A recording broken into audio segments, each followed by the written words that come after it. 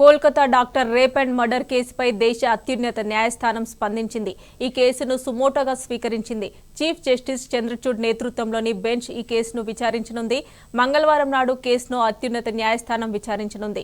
కోల్కతాలోని RG car ఆసుపత్రిలో junior డాక్టర్పై కొందరు సామూహిక అత్యాచారానికి పాల్పడి చంపేశారు. కేసును సీరియస్ గా తీసుకున్న సుప్రీంకోర్టు సుమోటోగా స్వీకరించింది.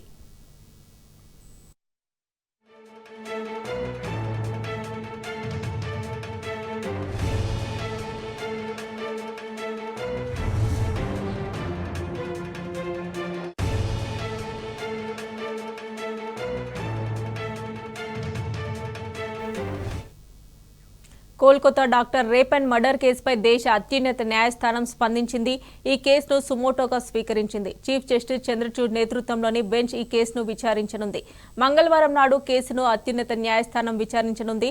కోల్కతాలోని ఆర్జీ కార్ ఆసుపత్రిలో జూనియర్ డాక్టర్పై కొందరు సామూహిక అత్యాచారానికి పాల్పడి చంపేశారు. కేసును సీరియస్ గా తీసుకున్న సుప్రీంకోర్టు సుమోటోగా స్వీకరించింది. ఇక మరిన్ని డీటెయిల్స్ మా ప్రతినిధి వంశీ అందజేస్తారు. వంశీ, పశ్చిమ బెంగాల్ కోల్కతాలో రాజ్ కార్ ఆసుపత్రిలో జూనియర్ డాక్టర్ పై కొందరు సామూహిక అత్యాచారానికి పాల్పడి హత్య చేసినటువంటి విషయం తెలిసిందే. గత కొద్ది రోజుల నుంచి కూడా జూనియర్ డాక్టర్స్ దేశవ్యాప్తంగా ఆందోళన కార్యక్రమాలు నిర్వహిస్తా ఉన్నారు. నిన్న 24 గంటల పాటు ప్రైవేటు ప్రభుత్వ అన్ని ఆసుపత్రుల్లో కూడా అటు ఏదైతే ఓపీ సేవలు ఎలెక్టివ్ సర్జరీస్ ను కూడా బంద్ చేసినటువంటి విషయం మనకు తెలిసిందే. ఈ సందర్భంగా అటు Kolkata doctor rape and murder కేసుపై దేశ అత్యున్నత న్యాయస్థానం స్పందించింది.